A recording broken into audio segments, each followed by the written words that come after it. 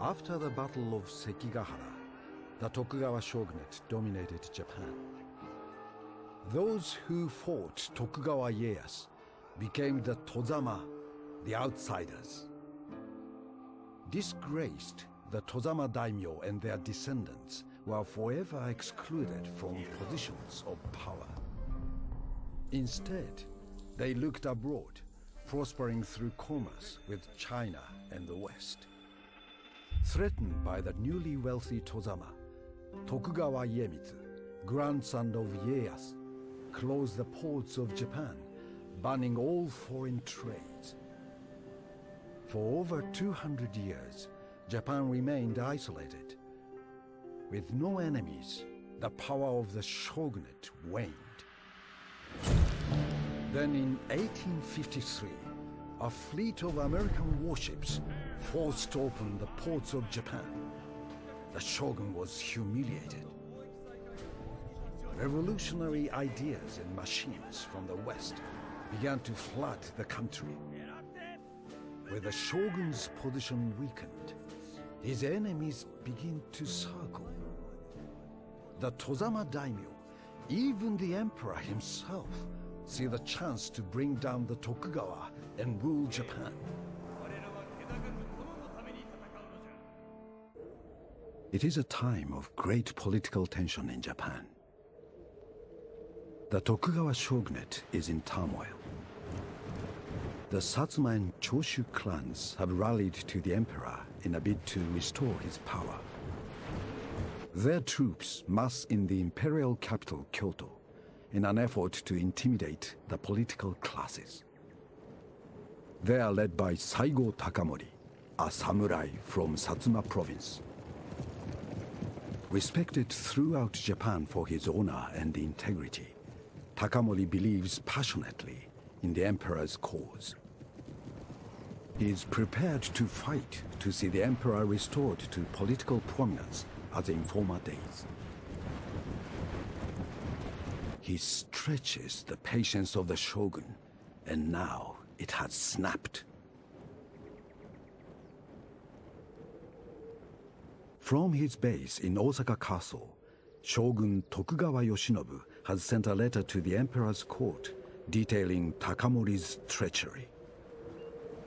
To ensure that the letter reaches the emperor, Yoshinobu has sent his army to deliver it.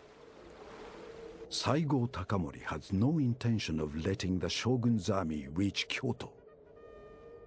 He has blocked the road at Toba and Fushimi.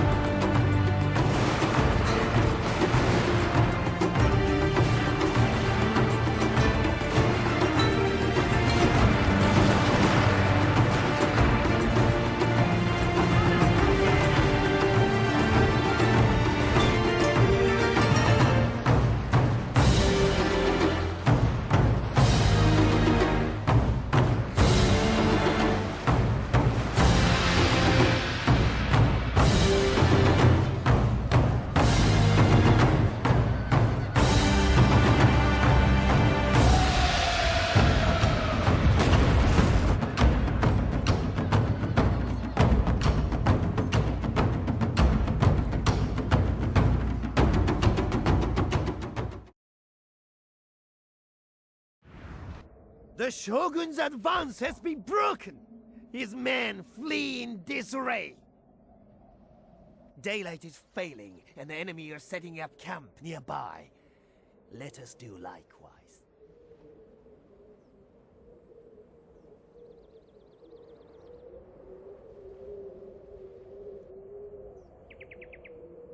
The Shogun's army has been thrown back after a day of heavy fighting.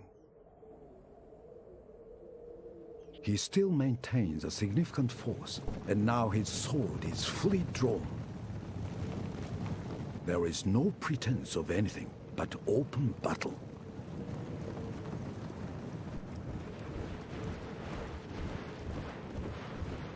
However, the victory of the Choshu and Satsuma forces has brought political gains overnight. They now have support from nearby Kyoto, including from the emperor's relatives. Saigo Takamori and his allies are united under the imperial banner.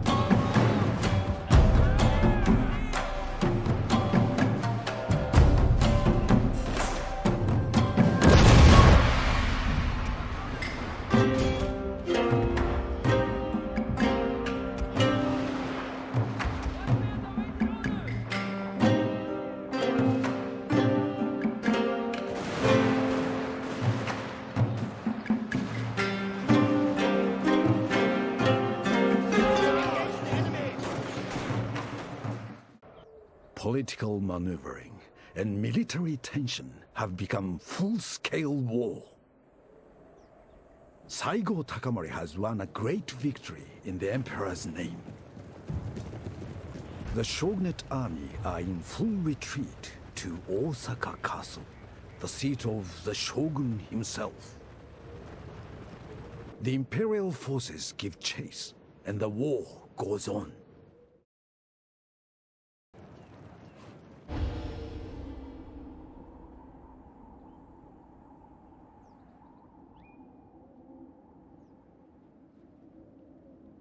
Only a few days have passed since war broke out at Tobafushimi. The fearsome samurai, Saigo Takamori, and his imperial army are marching against the Tokugawa shogun himself. Tokugawa Yoshinobu's seat is Osaka Castle, a formidable fortress surrounded by water. The scattered Tokugawa loyalists have regrouped here. They defend the town and castle in great numbers. Takamori's scouts report that shogunate troops have been spotted moving large amounts of gunpowder. The activity seems to be centered on the wall towers of the castle.